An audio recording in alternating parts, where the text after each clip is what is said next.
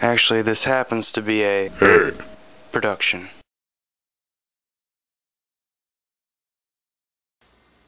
Hi.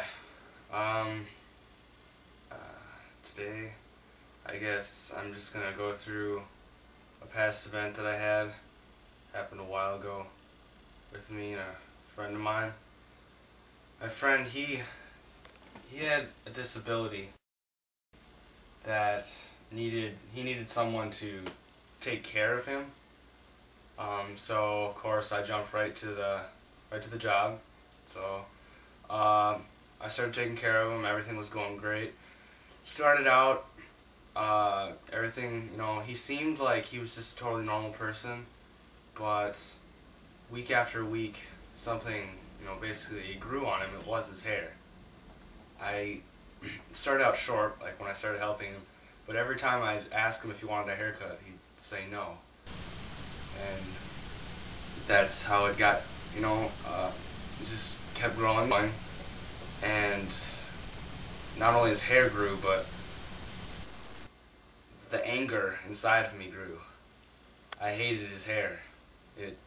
Just day after day I just wanted to cut it off, but I couldn't. Started back about half a year ago when, for about a week, I went to his room while he was sleeping at night, and I just opened the door slightly and I'd peer in and just watch him. I had my cell phone, I'd open it and I'd shine it in, show the light, and I'd just watch him. For no apparent reason, I'd just watch him. And night after night I did that for 7 days, and it was the 8th day that was special.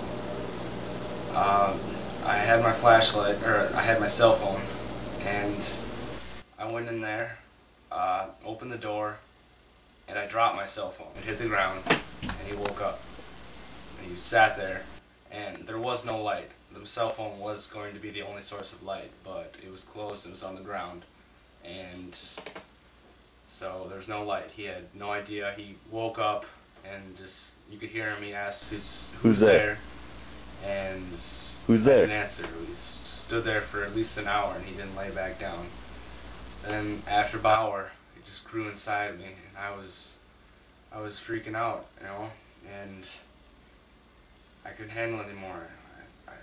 I picked my cell phone up, now not caring if he heard me. I opened it, and I attacked him.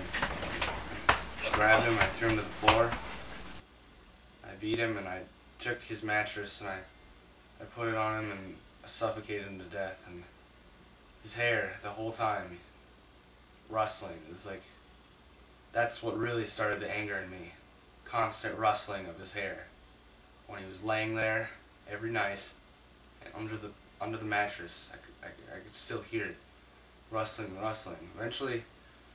Eventually, after the mattress was on him, I could tell that he was dead. Mattress off and observed the body. He was dead. Then I cut the hair. I cut it off, just to get some final satisfaction in the kill. So, and then I left the room, and I went to get a box, and I put the hair in a box, somewhere to put it. And I left the hair in the box in that room. The body I buried in the backyard, and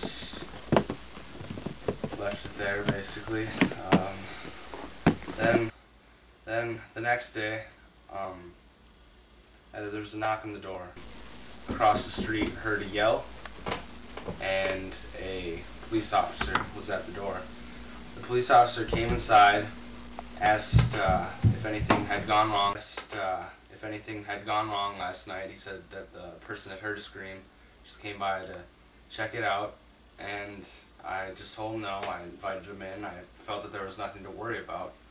So we walked around. He seemed completely satisfied. I brought him up to the room. I just told him that my friend was on vacation. He was totally supervised and fine. And me having such self-confidence in myself, and he took it, and we just sat there and talked for a while. After about 10 minutes of talking, there was a rustle in the corner, really sure. I just thought it was something in my head. I wasn't really sure. I just thought it was something in my head. And then it continued over and over, getting louder and louder, until I noticed that it was the hair in the box. But I didn't know why, because he was dead and the hair was connecting to nothing. It was just hair in a box. And I looked over at him and he just kept continually talking and talking, like he didn't even notice it.